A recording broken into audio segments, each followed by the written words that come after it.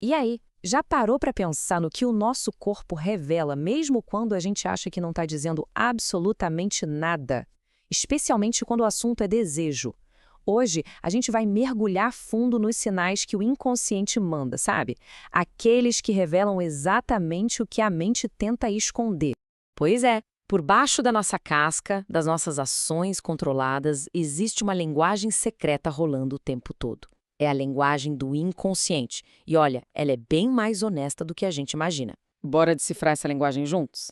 Para a gente conseguir entender a linguagem do desejo, primeiro a gente precisa dar uma olhada nas máscaras que todo mundo usa. Essas defesas psicológicas.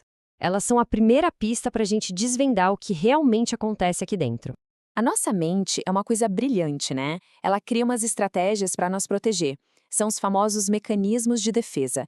Eles funcionam como se fossem escudos, sabe? Contra dores, medos, inseguranças, só que, ao mesmo tempo, acabam escondendo o que a gente sente de verdade. E um mecanismo que é simplesmente fascinante é a projeção. Sabe o que é isso? É quando uma pessoa não consegue lidar com um sentimento próprio, tipo um ciúme, uma insegurança, e aí ela joga isso em outra pessoa. É uma forma de transferir um conflito que é interno para o mundo de fora. Fica mais fácil de combater um problema que está no outro do que um que está dentro da gente, né? E essa expressão popular, nossa, ela resume isso perfeitamente. Aquilo que a gente mais critica ou aponta nos outros, muitas vezes é um reflexo do que a gente não consegue ver na gente. É uma janela escancarada para o inconsciente de quem está falando. Certo. Agora que a gente já entendeu um pouco sobre as máscaras, vamos para o ponto principal. Existem sinais de atração que o corpo simplesmente não consegue segurar. São respostas biológicas, que vêm direto do nosso inconsciente. E aqui a gente tem os exemplos bem legais. Morder os lábios, por exemplo, não é só um gesto. É uma reação biológica que aumenta o fluxo de sangue ali e deixa eles mais vermelhos, mais sensíveis, um sinal direto de desejo sexual.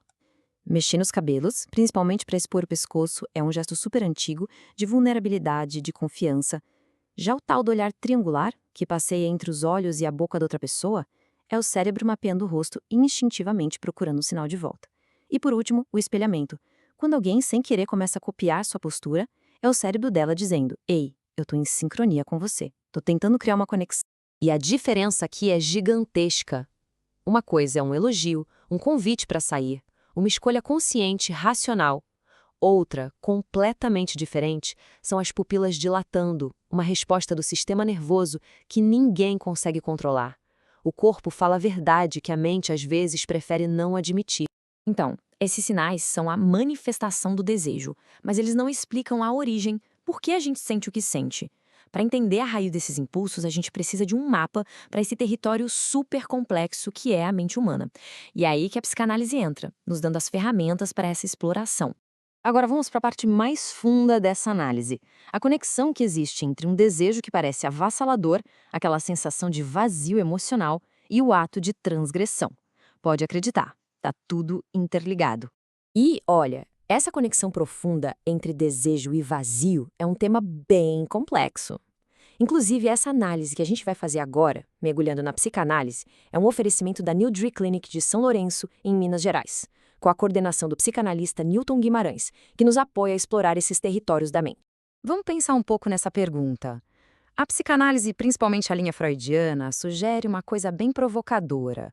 Talvez a paixão precise de um espacinho para nascer, um certo tipo de insatisfação, sabe? E aqui está o ponto central. O desejo intenso, a paixão, muitas vezes nasce de uma falta, de um vazio que a gente tem por dentro. E aí, inconscientemente, a gente busca no outro a peça que a gente acredita que está faltando para se sentir completo. E essa busca por preencher um vazio pode, em alguns casos, levar à transgressão. Vamos olhar para esse ciclo. Primeiro, o vazio emocional. Um relacionamento cai na rotina, a pessoa se sente invisível, não se sente reconhecida. Aí vem a busca externa.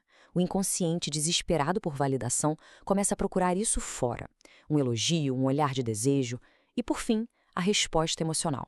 A traição, nesse contexto, pode não ser uma escolha fria, racional, mas sim uma resposta quase desesperada a uma necessidade emocional que foi completamente ignorada. Tá, depois de entender tudo isso, a grande pergunta é: E aí, o que a gente faz com esse conhecimento todo? Como é que a gente aplica essa leitura dos sinais inconscientes no nosso dia a dia?